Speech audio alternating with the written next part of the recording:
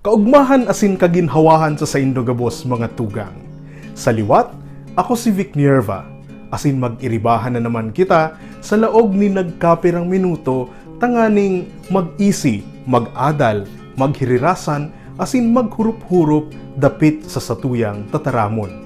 Madya na, magbikol kita.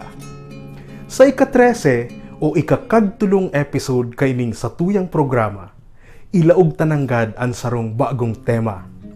Bago, alagad, pirmita man ginigibo. Daita pa sana napapag-urulayan ang mga reglamento sa paggibo kaini.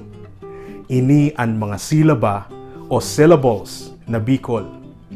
Taano ta kaipuhan ta ining pag-urulayan?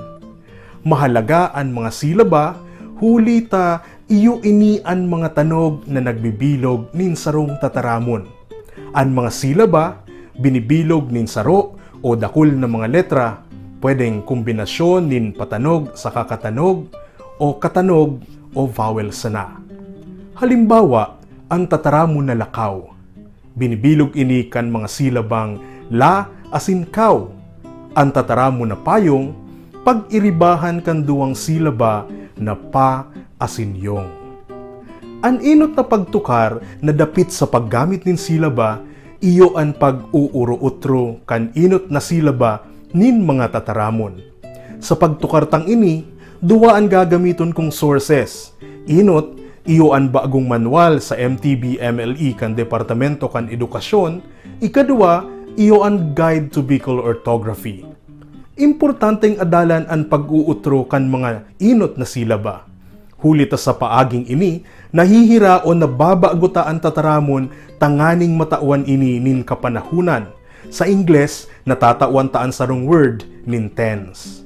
Lain pa kaiyan, importante ang temang ini, huli ta medyo komplikado asin nakasusog sa tanog ang pag-uutro kan mga inot na silaba nin mga tataramon sa mga lengguwaheng Bicolnon. In fact, igwa kita nin tulong rules. Sasaro-saroon taan mga ini sa masunod na mga episodes. Ano ang inot na rule? Uya.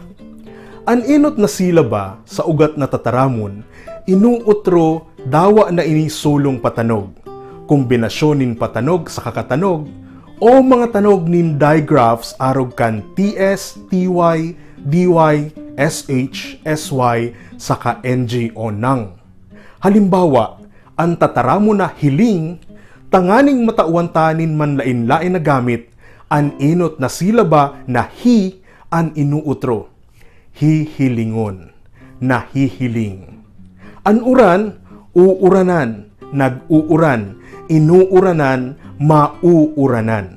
Kung ngipon, ngingipunan, nangingipunan, mangingipunan. Kung tsinelas, tsitsinilason, nagtsitsinelas.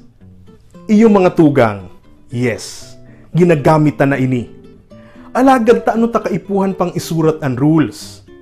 Kawasa, ang inot na rule na iyan na sa tuyang tinukarangunyan da i-applicable sa gabos na tataramon. Paano palan ang pag-utro kan inot na silaba kung ang mga tataramon arog kan braso, krus, drama, problema, o trabaho? Iyan ang ikaduwang rule. Pag-urulayan ta iyan next week. Yan.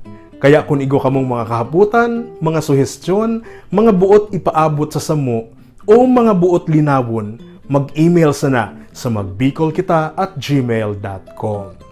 Maghirilingan po kita liwat mga tugang sa sarong simana. Takadakol nanggad kitang pwedeng pag-urulayan dapit sa tataramon na Bicol asin sa Kabikulan. Ako po si Vic Nierva. Diyos mabalos po sa saindong danay na pagsuporta, kun kaya danay man ang sakuyang pagirumdum. Magbikol kita.